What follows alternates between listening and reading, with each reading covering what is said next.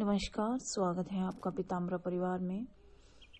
आज हम बहुत ही सरल 10 महाविद्या शक्तिपुंज साधना लेकर के आए हैं और ये साधना बहुत ही सरल है, आसान है।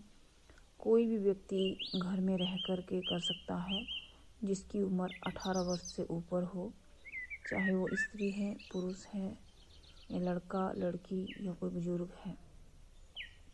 इस साधना की दीक्षा आप पीताम्बर परिवार से ग्रहण कर सकते हैं और आने वाले दशहरा, दीपावली या किसी शुभ दिन में आप ये साधना कर सकते हैं। जैसे अमावस्या है, पूर्णिमा है, या अपने गुरु से आप पूछ करके ये साधना शुरू कर सकते हैं। लेकिन ध्यान रहे, इस साधना में दीक्षा होना अनिवार्य है। आप दीक्षा पीताम्बर परिवार से ले सकते हैं। यदि आप कहीं और से दीक्षा लेना चाहते हैं तो कम से कम आपके गुरु ने, जिनको आप गुरु बनाना चाहते हैं, उन्होंने कम से कम ये साधना की हो, चाहे मिनिमम इसका 11,000 जप किया हो, या किसी ने 10 महाविद्याओं में से किसी एक महाविद्या को सिद्ध किया हो, या 10 महाविद्याओं में से किसी एक महाविद्या की साधना की हो। ध्यान रहे, किसी ऐसे गुरु से दीक्षा ना लें जिन्होंने खुद तो ये साधना नहीं की है लेकिन वो आपको दीक्षित कर रहे हैं, तो इससे अनिष्ट होने की आशंका बनी रहती है। यदि कोई साधक बिना दीक्षा लिए ये साधना करता है तो प्राणों का भय, किसी दुष्ट शक्ति के आक्रमण का भय, या अपंग होने का भय, या मानसिक विक्षिप्त होने का भय बना रहता है। अच्छा रहे किसी गुरु की शरण में ही ये साधना आप करें। बहुत सरल साधना है। इसका आपको हम विधि और नियम बता देते हैं। सबसे पहले नियम है, आपको ब्रह्मचारी रहना है। याद रखें कि ये 10 महाविद्या साधना है और ये एक शक्तिपुंज साधना है।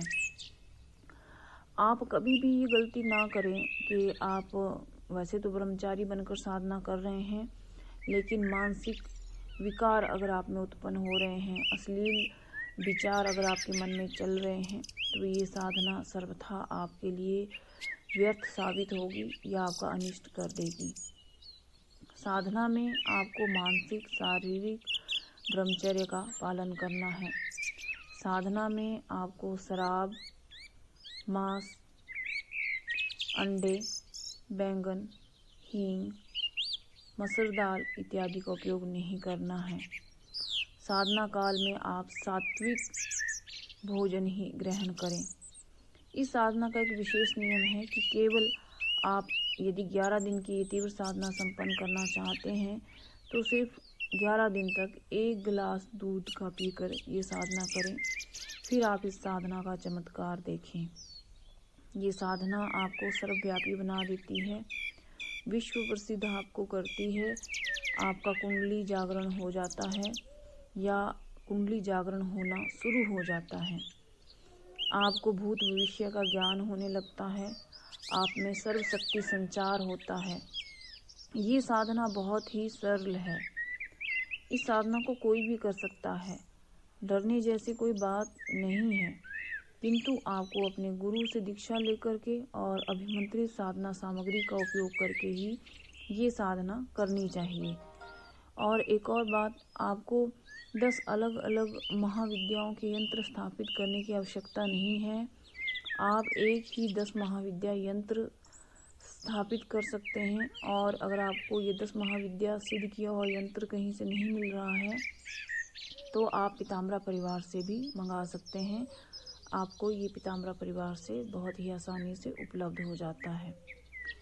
इस साधना में जो माला को उपयोग में लानी है वो माला भी आप पीताम्बर परिवार से मंगा सकते हैं, प्राप्त कर सकते हैं। आपको साधना में 11वें दिन हवन जरूर कर लेना चाहिए। हवन दशांश ही रहना चाहिए, दशांश हवन करना अनिवार्य है। उसके बाद आप 11 कन्याओं को भोजन कराएं। अपने सामर्थ्यानुसार दान दक्षिणा देकर उनको विदा करें। दूसरी बात ये भी है कि कई लोग जो है साधना करते हैं लेकिन साधना में उनका ध्यान नहीं रहता है। पहले दूसरे दिन तक तो बहुत तीव्र भाव से वो साधना संपन्न करते हैं, लेकिन बाद में उनका ये भाव समाप्त होने लगता है और उनको साधना का कोई फ़ायदा नहीं मिलता है।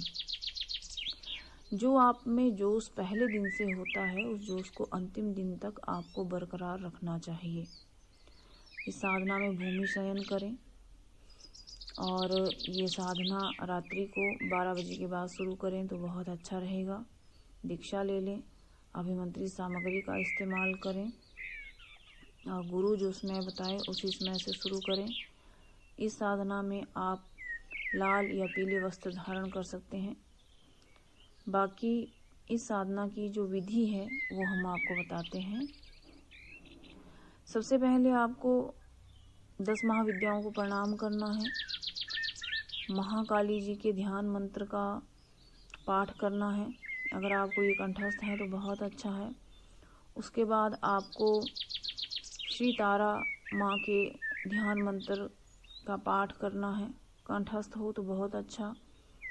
फिर आपको माँ त्रिपुर भैरवी ध्यान मंत्र, श्री भुवनेश्वरी ध्यान मंत्र, श्री षोडशी ध्यान मंत्र, श्री छिन्नमस्तिका ध्यान मंत्र, श्री धूमावती ध्यान मंत्र और माँ बगलामुखी ध्यान मंत्र, श्री मातंगी ध्यान मंत्र और श्री कमला ध्यान मंत्र का पाठ करना है। बहुत अच्छा रहे यदि आप इस साधना में सभी ध्यान मंत्रों को कंठस्थ करके ही महाकाली, महातारा, माँ त्रिपुर सुंदरी, भुवनेश्वरी जी, षोडशी, छिन्नमस्ता, माँ धूमावती, माँ बगलामुखी, माँ मातंगी या माँ कमला का ध्यान करते हुए ध्यान मंत्र का पाठ करें तो ये आपके लिए बहुत अच्छा रहेगा। अब 10 महाविद्या कवच यदि आपको कहीं से मिल जाता है तो उसका आप पाठ कर लीजिए।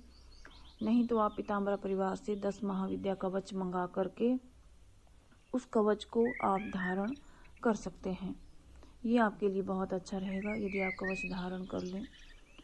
उसके बाद आपको स्तोत्र पाठ करना चाहिए और उसके बाद जो मंत्र मैं आपको बताऊंगी उस मंत्र का आपको इस साधना में जाप करना है।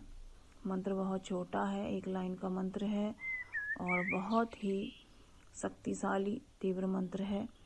इसमें जो बीजाक्षर जो प्रयोग होंगे उनका अर्थ भी हम आपको इस वीडियो में बता देंगे। पहले मंत्र जान लेते हैं। मंत्र है ओम क्रीम ऐं क्लीं ह्रीं भ्रीं वज्रवैरोचनीय धूम हलीं ब्रीं श्रीं ओम। ये मंत्र है। इसमें क्रीम काली बीजाक्षर, ऐं तारा बीजाक्षर, क्लीं षोडशी बीजाक्षर और हरीं भुवनेश्वरी बीजाक्षर, भ्रीं भैरवी बीजाक्षर, वज्रवैरोचनीय छिन्नमस्ता बीजाक्षर और धूम या धूम्र धूमावती बीजाक्षर, हलीम माँ बगला बीजाक्षर, व्रीं बागेश्वरी बीज मंत्र है जो माँ मातंगी का है और श्री कमला जी का बीजाक्षर है जो माँ लक्ष्मी स्वरूपा है। उसके बाद जब आपने इसकी जो माला जाप करनी है वो आपको रोज, अगर आप 11 दिन की साधना कर रहे हैं तो रोज 101 माला आपको इस मंत्र की संपन्न करनी चाहिए। इसमें आप अगर मंत्र जाप करने में अभ्यस्त हैं, यदि आपने पहले भी कोई साधना कर रखी है तो आपको 2 से 3 घंटे लग सकते हैं इस साधना में। अगर आपने कोई साधना इससे पहले नहीं की है तो हो सकता है आपको 3 से 4 घंटे लग जाएं।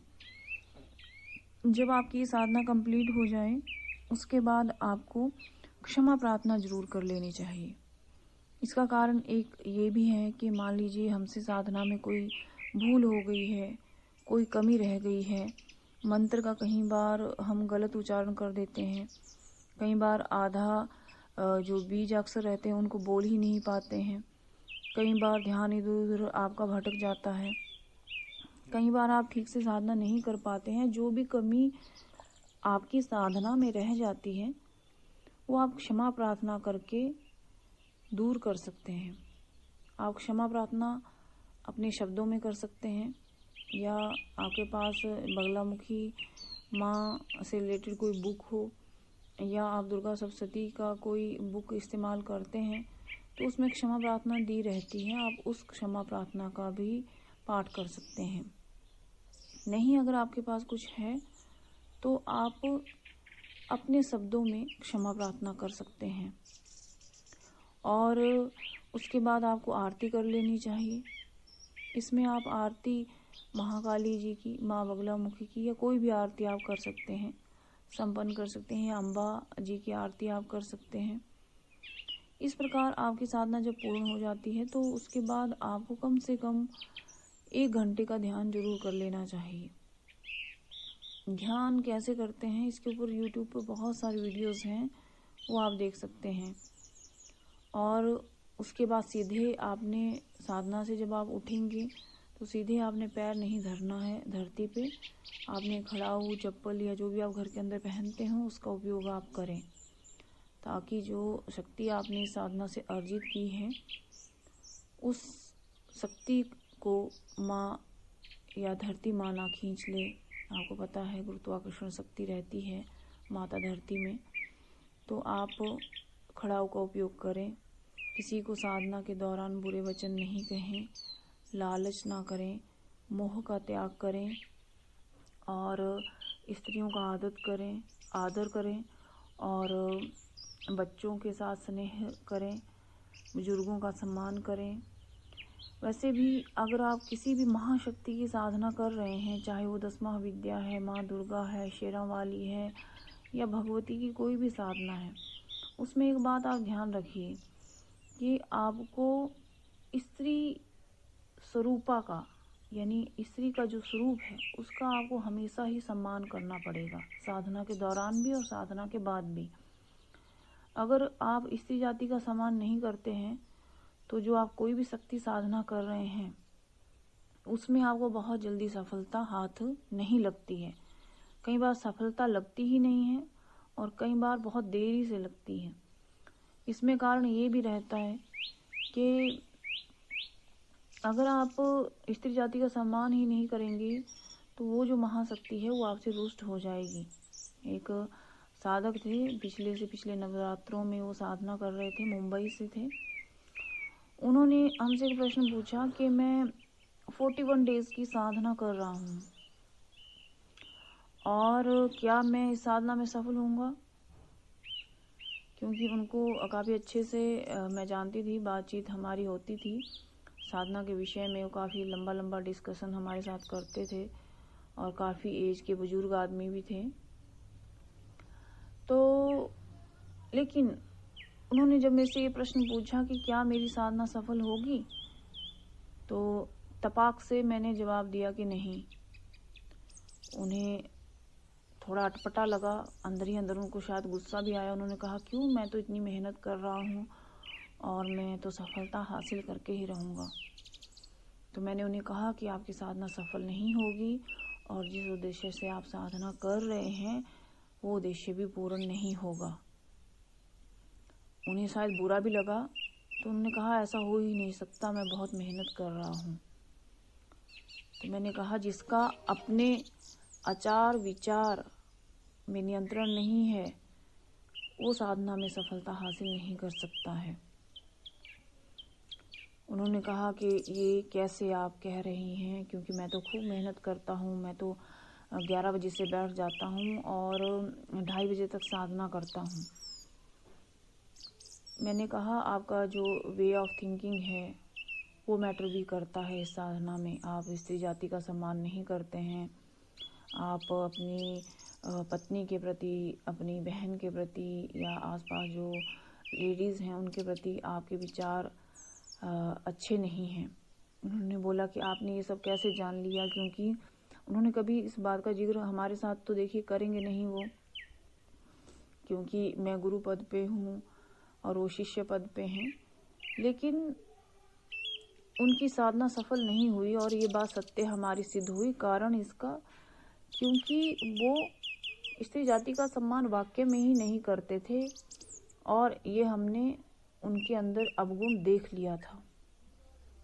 उन्होंने हमसे झूठ कहा, नहीं मैं स्त्री जाति का बहुत सम्मान करता हूँ, सबको माता जी बहन जी की नज़र से देखता हूँ, कभी किसी को बुरे विचारों से नहीं देखा। लेकिन कहने से कुछ नहीं होता, क्योंकि हमारा जो आकलन सामने वाले के लिए होता है वही सर्वथा सत्य सिद्ध होता है, और वही उनके साथ भी हुआ। हालांकि उसके बाद जब उनकी साधना पूर्ण हुई, उन्होंने हमसे संपर्क नहीं किया, संपर्क टूट गया, क्योंकि उन्हें बुरा लगा। सत्य बात उनके सामने रखती, और सत्य जो है हमेशा ही कड़वा होता है। अभी भी कहीं ना कहीं भटक रहे होंगे। खैर छोड़िए उनकी बात। जब भी आपसे बात होगी हमारी, तो आप एक बात ध्यान रखिए कि आप अपनी साधना में जो नियम हम बताते हैं उन नियमों का हमेशा ध्यान रखिए, उन नियमों का पालन कीजिए। सिर्फ साधना काल में ही नहीं, उसके बाद भी आपको उनका पालन करना चाहिए। वैसे भी अच्छा आचरण होना ही चाहिए एक इंसान का। नमस्कार।